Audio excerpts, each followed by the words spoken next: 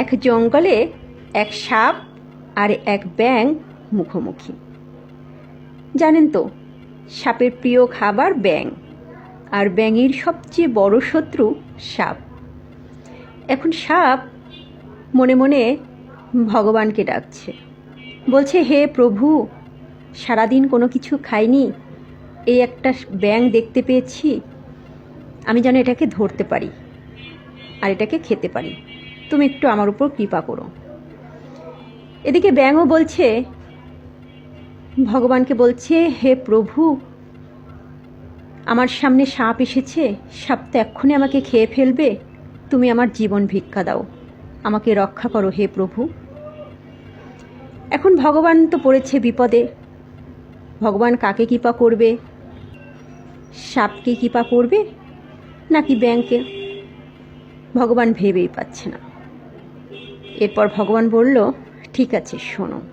সাপকে বলল, তুই ধরবি তো ছাড়বি না, আর ছাড়বি তো মরবি। সাপ বলছে, আমি ছাড়বো কেন? আমি তো ধরবই, ধরার জন্যই তো তোমার কাছে সাহায্য চাচ্ছি, কৃপা চাচ্ছি। আমি যখন ধরবই তাহলে আমি ছাড়বো কেন? ছাড়বই না। ভগবান বলছে, ঠিক আছে, মনে রাখিস কিন্তু, ধরবি তো ছাড়বি না, ছাড়বি তো মরবি। এবার ব্যাঙ বলছে, আমি কি করব? ভগবান ব্যাঙকে বলছে, তুই চুপচাপ থাকবি, নড়বি না, নড়বি তো মরবি। বুঝেছিস? ব্যাঙ বলছে, হ্যাঁ বুঝেছি। এরপর সাপটা সুযোগ বুঝে ব্যাঙটাকে এক লাফ মেরে ধরে ফেলল। ব্যাঙটাকে যেই মুখের মধ্যে কামড়ে ধরেছে, ব্যাঙ তখন হাত পা ছেড়ে দিয়ে চুপ। ওই যে বলেছে নড়বি না, ব্যাঙ কোনো নড়াচড়া কিচ্ছু করে না, চুপ একেবারে। ব্যাঙের গা হাত পা ঠান্ডা। এখন সাপ চিন্তা করছে, এ তো ধরার আগেই মরে গেছে, এর গা হাত পা এত ঠান্ডা কেন?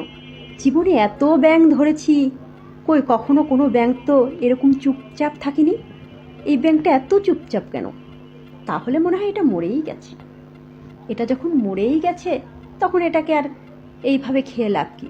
তার চেয়ে বরং আস্তে সুস্তে একটু একটু করে খাই।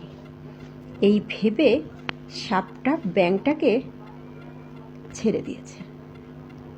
যেই না ছেড়ে দিয়েছে, অমনি ব্যাঙ এদিক ওদিক তাকিয়ে দেখে সামনে একটা ডোবা।